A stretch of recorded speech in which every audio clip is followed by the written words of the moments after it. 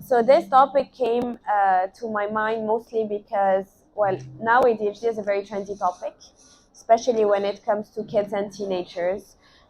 We often have a lot of parents coming to our clinic suspecting that their child might have ADHD, when in fact most of the concerns are just developmentally appropriate concerns. And a lot of teenagers coming suspecting and asking about the potential ADHD in them, since they have been struggling with different issues. And so at the American Wellness Center, we do both assessment and intervention. And what intervention of kids with ADHD shows you is that they have a very deep understanding of what is their ADHD, sometimes even better than their parents. And they very often go like, but can you tell that to my mom? Because sometimes I feel like she doesn't understand that I don't do this on purpose. And this is where this topic came to my mind. Like, yes, there's a lot of therapy that is done with a child that has ADHD, but there's also a lot of work to be done with parents, because awareness goes a long way.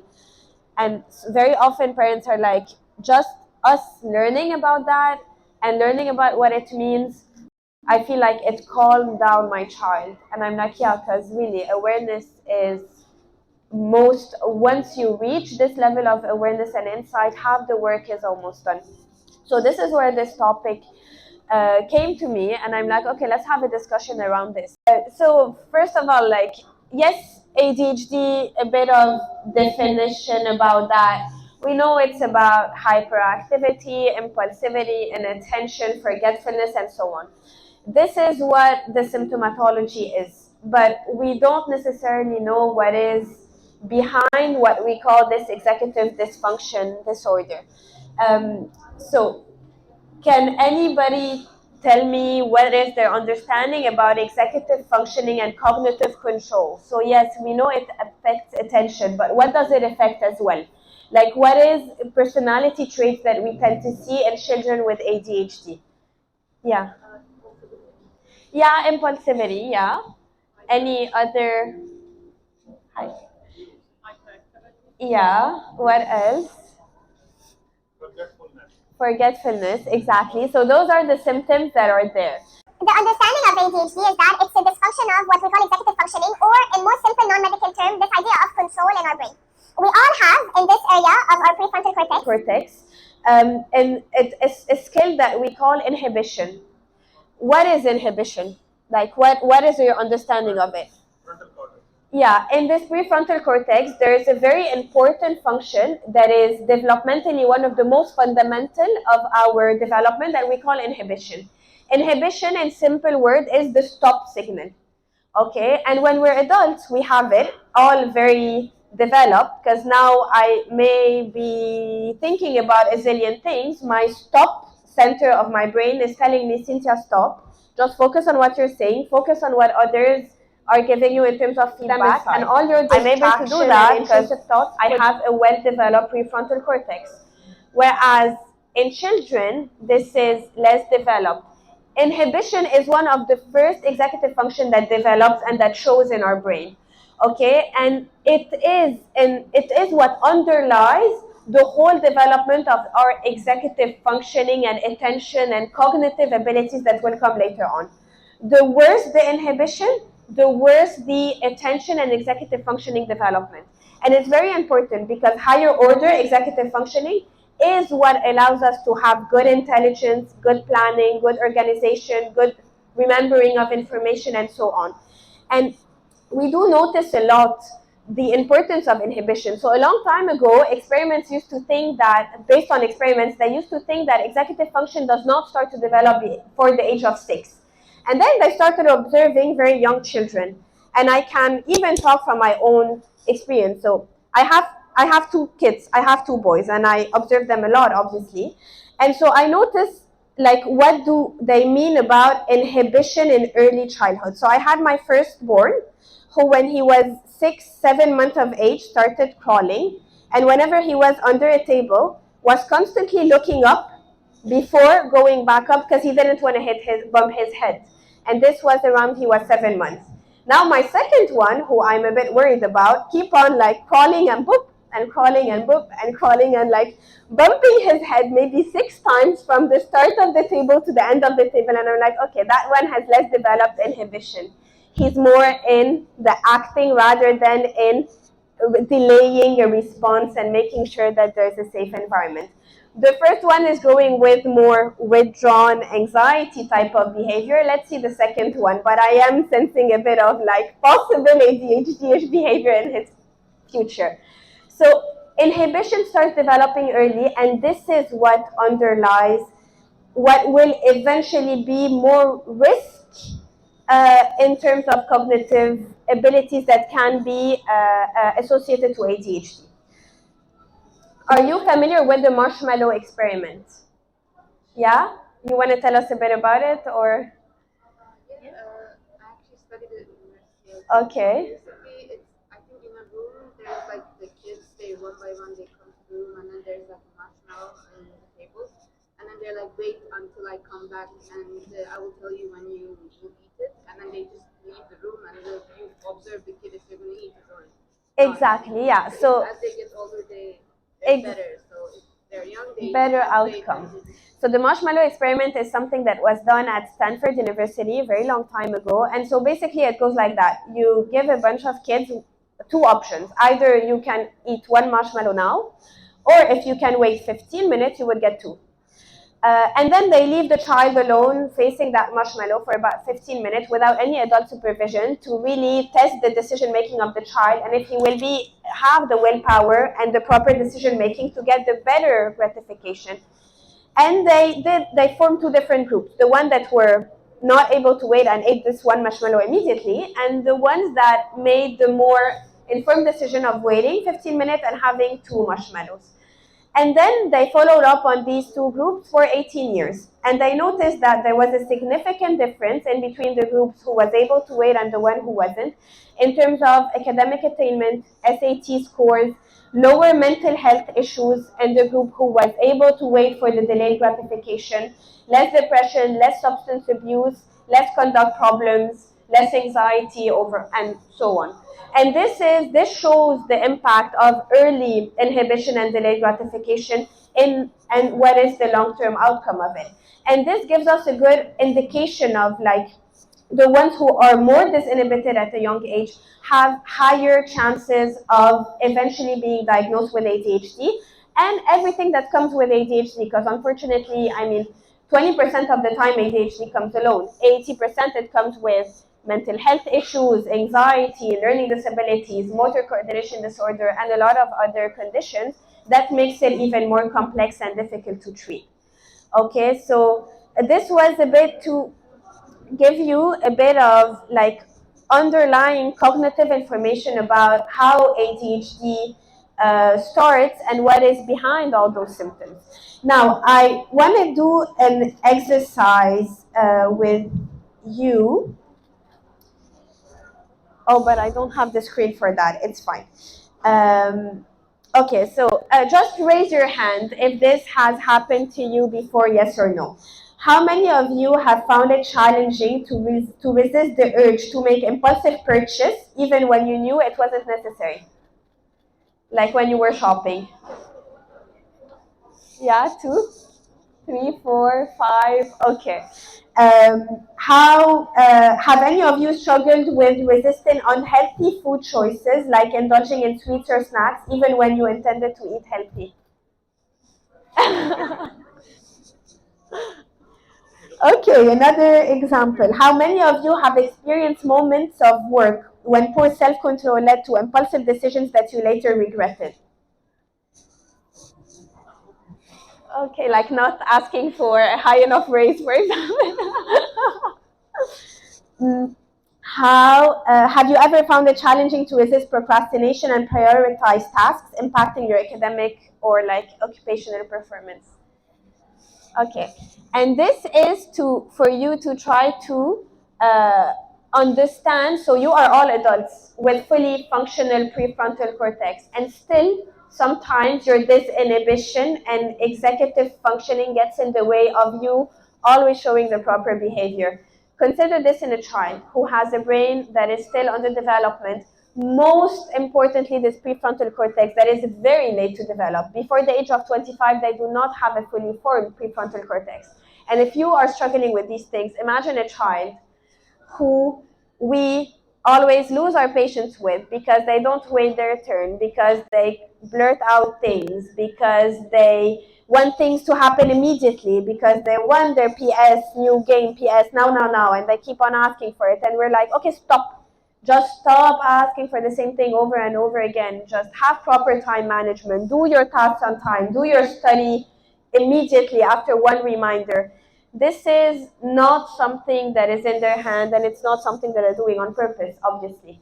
And when we start relating on ourselves, we start understanding that, okay, yeah, I see where this is coming from, and we start questioning our own methods. And honestly, when we start questioning our own methods and the way that we are addressing these things with our child, this is when we start noticing improvement. Without any therapy being implemented, improvement starts happening in the household. Okay. Any updates on the screen? On its way? Okay. How am I on time? How much time do I still have? Okay.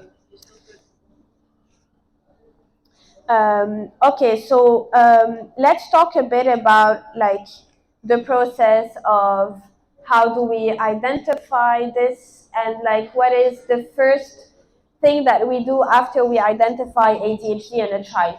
So how do you know about, what do you know about like diagnosing ADHD? How does it usually go? Interns, students, like, have you ever witnessed the process, observed the process? Yeah. You know, all these symptoms that Cynthia said we all have, right? Sometimes resisting the impulsivity, resisting making decisions, regret later, and all these things. When it is pathological, when it is diagnostic, is when it starts affecting your personal, professional, academic, or any other important areas of life. Exactly. So yes, this is a very important information that we need to stress on. We all have, different shortcomings in our daily life. We all have different strengths and weaknesses. But whenever we talk about a neurodevelopmental condition, we need to make sure that the impact is consistent and important enough to have to lower the potential of the child or adult's attainment. Okay, and it's all in psychiatry, so I always tell parents, like, assessments and like everything in psychiatry and psychology is all about impact. We don't diagnose test results. Don't wait for me to diagnose ADHD in a child just because they're not doing well in an attention test. If they have the worst scores in an attention test, but everything is going perfectly well, I do not care about my attention test. This is not a blood test. We are diagnosing an impact here. So this is why we ask so many questions to so many people working with the child, and just, being in the everyday life of the child. So we really make sure that the impact is there. And this is a very important process in diagnosing ADHD. The clinical evaluation, asking questions to teachers, to parents, to the child, to people working with this child, on top of having a bit of objective measures. Yay. On top of having a bit of objective measures to understand if everything is going in the same direction. Now, in children, as I told you before, 20% of the time ADHD comes on its own, but 80% of the time it comes with another condition. 50% of the time they have what we call developmental coordination disorder. This is why it's extremely common to see children with ADHD having bad handwriting, refusing to write altogether, and usually the presenting concern is they are not good in writing tasks and they refuse to write and they become oppositional in the classroom, because it is very common to have a developmental coordination disorder impacting their ability.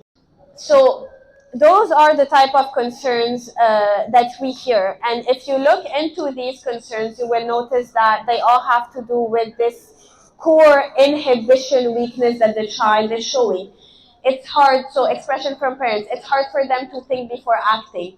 They tend to blurt out things without realizing it. Following instruction is a constant struggle. impulsive decision making, controlling their reactions. They tend to be extremely emotional, either too happy or too angry or too sad, as if they have no gray. It's always all or nothing, black or white. Okay?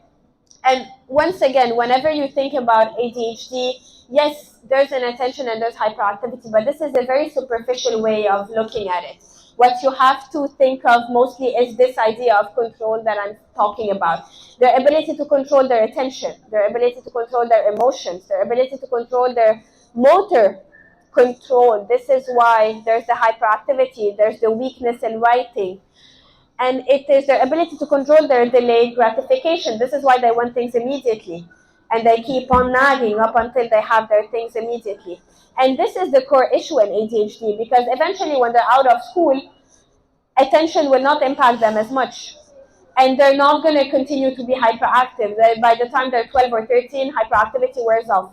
What remains is that poor inhibition that will make them more vulnerable adults, more prone to addictions, whether it's gambling or substance use or medication, more prone to anger issues, more prone to not committing to jobs, not committing to relationships, not being able to wait for things, so going more in debt. Those are the problems that ADHD will cause as adults, not the attention, because attention with time, they tend to compensate and overcome. And this is why the way that we conceptualize ADHD is as the weakness in cognitive control. So yeah, this we did. Okay, I just want to go here. So only 25% of the time ADHD occurs alone, and in 75% of the time it comes with something else. Those are a bit of numbers. So academic impairment, very common. It's estimated that 50% of kids with ADHD have a specific learning disability, either in language, dyslexia, developmental coordination disorder, dyscalculia. Those are quite common. Major depression, especially in adults, is very common. Anxiety disorders in children and adults are commonly come with ADHD. And once again, it's about this weakness in filtering. Okay, so yes, anxiety comes with intrusive thoughts and overthinking. Imagine if your limbic circuit was firing up emotions without having your prefrontal cortex to filter them properly. So the overthinking would be 10 times worse in a child or adult with ADHD. Okay, so this is what puts them at risk for even worse mental health issues. Oppositional defiant disorder, probably stemming from the impulsivity as well, and bipolarity. It is estimated that 20% of children diagnosed with ADHD with a poor environmental support will have, it serves as a risk factor of developing bipolarity by the time they're 40. Now, specific learning disabilities, language disorder are very common. You know, next to your prefrontal cortex, there's what? Broca's area. What is Broca's area, students? Very good. So verbal expression.